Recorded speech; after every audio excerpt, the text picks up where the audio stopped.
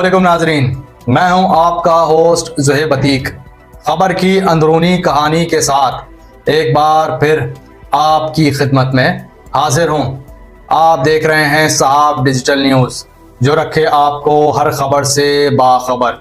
जुड़िए रहिएगा सिर्फ साहब डिजिटल न्यूज़ के साथ। कराची में सिस्टम के खिलाफ झटके के बाद मुतअद्दिद थानेदार बाअसर निकल आए। आईजी सिंध गुलाम नबी मेमन बेबस हैं आया या फिर कहानी कोई और? कहानी कोई नया मोड़ लेगी। नए अहकामात ने कई सवालात को जन्म दे दिया है।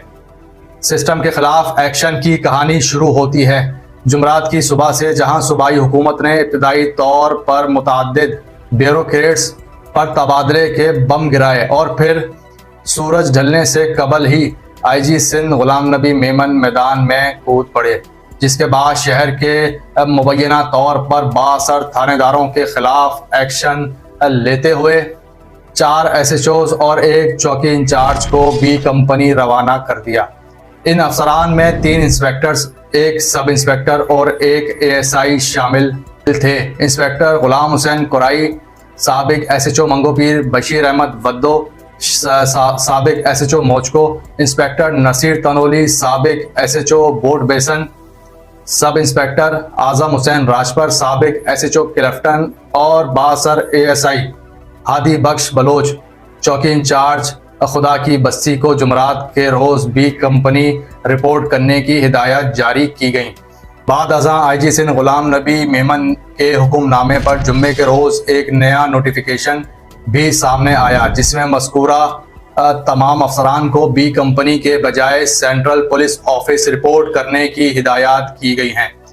अब इस मामले पर मुतअद्दिद चिमा गोइयाँ जन्म ले रही हैं कि इन 2 नोटिफिकेशंस के दरमियान की अंदरूनी कहानी क्या है।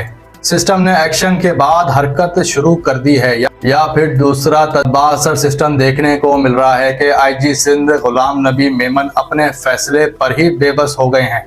पुलिस जराए बताते हैं कि बी कंपनी में जिन अफसरान को भेजा गया है वो वहां मौज मस्ती काट रहे हैं, वहीं बैठकर मुबैना तौर पर सिस्टम भी चला रहे हैं, जबकि अफसरान व एहलकारों को सजाओं के तौर पर बी कंपनी रवाना किया जाता है। दूसरी जानिब सिस्टम के खिलाफ एक्शन के दूसरे मरहले की खबरों के सामने आने के बाद, जिसमें ज़मीनों के मामलात में मुलव्विस DIGs और SSPs के खिलाफ भी एक्शन होना था।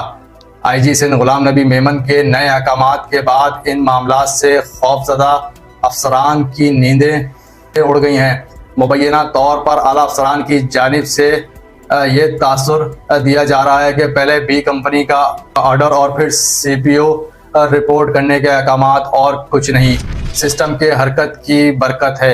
अब देखना यह है कि पूरा मामला किस मोड़ पर जाएगा। आईजी सिंध गुलाम नबी मेमन ने इन बाअसर थानेदारों और बाअसर चौकी इंचार्ज को बी कंपनी तो रवाना कर दिया, लेकिन बी कंपनी रवाना करने के जो उन्होंने नोटिफिकेशन जारी किया, उस नोटिफिकेशन की स्याही तक सूखने नहीं पाई थी कि उसके फौरन बाद ही एक नोटिफिकेशन जो है वो जारी करके उनको बी कंपनी से उनका ऑर्डर मनसूख करने के बाद उन्हें सेंट्रल पुलिस ऑफिस रिपोर्ट करने की हिदायत जो है वो जारी करने का नोटिफिकेशन निकला। यानी कि सिस्टम से जुड़े बाअसर थानेदार और एक मजबूत ASI चौकी इंचार्ज इतने बाअसर हैं कि उन्होंने अपने सूबे के सिपह सालार को ही बेबस करके रख दिया और 24 घंटे के अंदर अंदर नोटिफिकेशन तब्दील करवाने पर भी मजबूर कर दिया।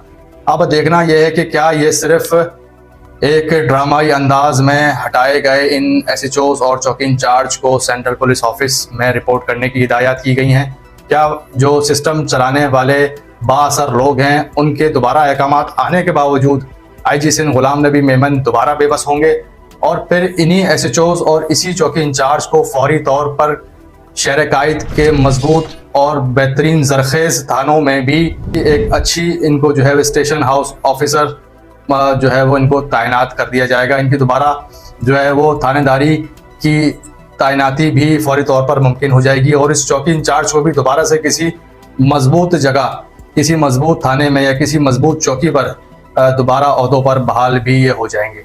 अब देखना यह है कि आने वाला वक्त क्या बता रहा है कि